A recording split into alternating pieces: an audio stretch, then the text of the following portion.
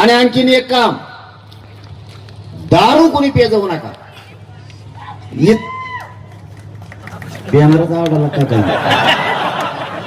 लय उंबले दांडी मला येण्यात कधी ते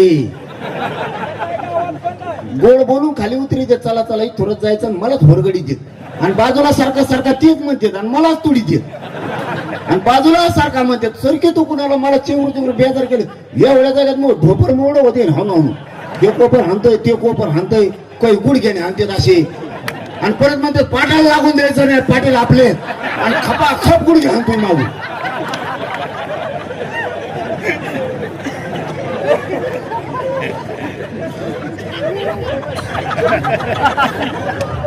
बावन कोया तुला जर हे गुडघे लागले तर काय होईल? लय चावता येत मराठी आता मला गुडघेऊन कळालंय किती चावताळे. दंडुक जर उचललं तर मोडूच तर सोडीत नाही आता. मला इमानदारी सांगा, खोटं बोलायचं नाही. ते बरोबर नाही, दुसरं विचारवले एकाने खोटं बोलायचं नाही. मी समाजाला खोटं बोलत नाही, तुम्हाला मायबाप मानलेला आहे. इथं दारू कोण कोण पितो वर हात करा बरं.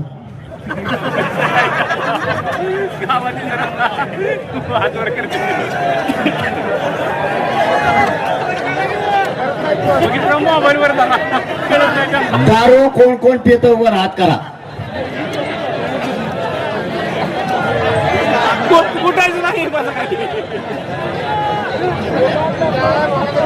इकडं हातावर नाही झाले याचा अर्थ लय मेंबर दिसते तो इकडे.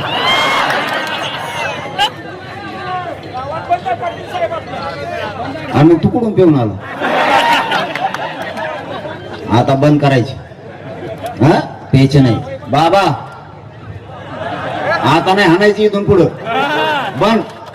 टाकीत पाणी पुन्हा त्याच्यात बंद आजपासून. मावशा हो एक काम करा गाड्या तुम्ही,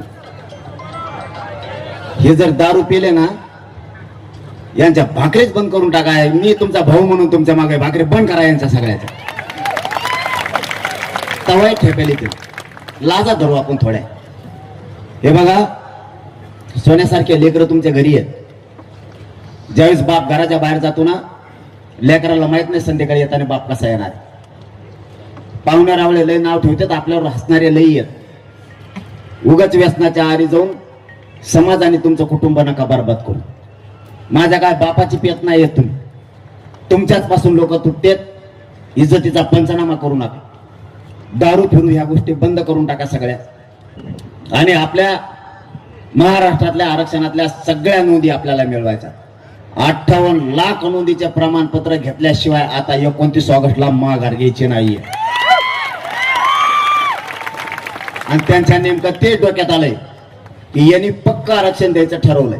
म्हणून हे मागचं 4 दिवस जे 4 नोंदी रद्द केल्या ना, त्याचं मूळ कारण ती आहे. जर 58 लाख नोंदींचे प्रमाणपत्र मराठ्यांना दिले तर 2.5 कोटीपेक्षा जास्त मराठा समाज आरक्षणात जातो. आणि एकदा जर मराठा समाज सुधारला तर जगाच्या पाठीवर प्रगत जात म्हणून फक्त मराठ्यांची असणार आहे. यांना 58 लाख नोंदीचे प्रमाणपत्र मिळू द्यायचे नाहीत. याच्यासाठी गैरसमज मराठ्यात पसरला. पण खरंच मी पण नशिबवाने, मराठा समाजही नशिबवाने. नियती आपल्या मराठा समाजाच्या बाजूने होती म्हणून जमलं. यांनी 4 नोंदी रद्द करून मराठा समाजात गैरसमज पसरला की हे प्रमाणपत्र टिकणार नाहीये, त्या नोंदी टिकणार नाहीये. यांनाच माहित होतं की हेच पक्का आरक्षण आहे. 150-200 वर्षापूर्वीच्या नोंदी त्या रद्द नाही करू शकत. कारण स्वातंत्र्यपूर्व काळात